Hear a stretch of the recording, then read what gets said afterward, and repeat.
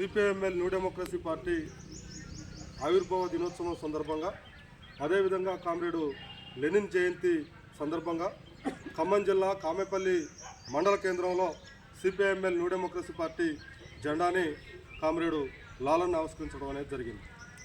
ఈ దేశంలో ఉన్నటువంటి పేదలందరూ కూడా ఈ దేశంలో ఉన్న సంపదని సమానంగా అనుభవించాలని భూమి విముక్తి కోసం 1969 నుండి సాగుతున్నటువంటి పోరాటంలో అనేక మంది అమరులైనటువంటి పరిస్థితి ఉంది. ఈ ప్రాంతంలో కూడా కామ్రేడ్ చంద్రపుల్లారెడ్డి గారి దగ్గర నుండి కోటన్న, బాటన్న, కొండన్న, నిన్న చనిపోయినటువంటి లింగన్న వరకు అనేక మంది ఈ జెండా కోసం, ఈ సిద్ధాంతం కోసం తమ అమూల్యమైనటువంటి ప్రాణాలని అర్పించడం జరిగింది. ఇలా ప్రధానంగా తెలంగాణ రాష్ట్రంలో కానీ లేదా భారతదేశంలో కానీ ఈ దేశంలో ఉన్నటువంటి వ్యవస్థ సరైనటువంటి వ్యవస్థ కాదు. ఇది అర్ధవలస అర్ధ భూస్వామ్య వ్యవస్థ. ఈ అర్ధవలస అర్ధ భూస్వామ్య వ్యవస్థలో ఇక్కడ ఉన్నటువంటి ప్రజలందరూ కూడా, అణగారిన ప్రజలందరూ కూడా అనేక అవస్థలు పడుతున్నారు. ఒక అసమానతలతో ఉన్నటువంటి సమాజాన్ని ఒక సమానత్వపు సమాజంగా నిర్మాణం చేయాలని చెప్పి సిపిఐఎంఎల్ న్యూ డెమోక్రసీ పార్టీ భావించి ఒక ప్రతిఘటన పోరాట సిద్ధాంత వెలుగులో ఈ దేశంలో ఒక నూతన ప్రజాస్వామిక వ్యవస్థని ఏర్పాటు చేయాలని ప్రధానమైనటువంటి కర్తవ్యం పనిచేస్తున్నటువంటి పరిస్థితి ఉంది. ఇలా దేశంలో ఇలా కార్పొరేటీకరణ బాగా ముందుకొస్తున్నటువంటి పరిస్థితి ఉంది. దేశ సంపదను మొత్తం కూడా కార్పొరేట్ శక్తుల చేతుల్లోకి పోతున్నటువంటి పరిస్థితి ఉంది. దేశాన్ని పాలిస్తున్నటువంటి పాలకులు కూడా కార్పొరేటు ప్రైవేటీకరణ విధానాలకు అనుకూలమైనటువంటి చట్టాలను చేస్తున్నటువంటి పరిస్థితి ఉంది. ఇలా ఒక పక్క రైతాంగం దీనమైనటువంటి స్థితిలో ఉంది దేశంలో. ఒక పక్క రైతాంగం ఇలా పండించినటువంటి పంటలకు గిట్టుబాటు ధరలు లేక ఈరోజు కొనరిల్లుతున్నటువంటి పరిస్థితి ఉంది. అదే కాకుండా అకాల వర్షాలతో ఇలా పంటలు తీవ్రంగా నష్టపోయినటువంటి పరిస్థితి ఉంది. వీళ్ళని ఆదుకోవాల్సినటువంటి ప్రభుత్వాలు, పాలకులు వీళ్ళకు అనుకూలమైనటువంటి విధానాలను చేయకుండా ఇలా ఒక పెట్టుబడిదారీ విధానాలకు అనుకూలమైనటువంటి చట్టాలను చేస్తున్నటువంటి పరిస్థితి ఇలా భారతదేశంలో కొనసాగుతుంది. దీనికి వ్యతిరేకంగా ఈ దేశంలో ఉన్నటువంటి ప్రజలందరినీ కూడా సమీకరించాల్సినటువంటి అవసరం ఉన్నది.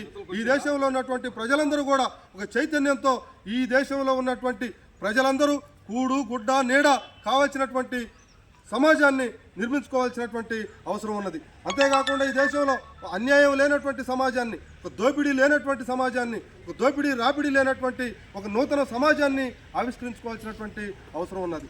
ఇలా దేశంలో దేశాన్ని పాలిస్తున్నటువంటి పాలకులు ఎలాంటి నిర్ణయాలు చేస్తూ ఉన్నారు? ఇలా ప్రజలపైన ఇలా కత్తిగట్టి ఇలా ప్రజల ప్రాణాలని ఇలా రోజు రోజుకు తీస్తున్నటువంటి పరిస్థితి ఉంది.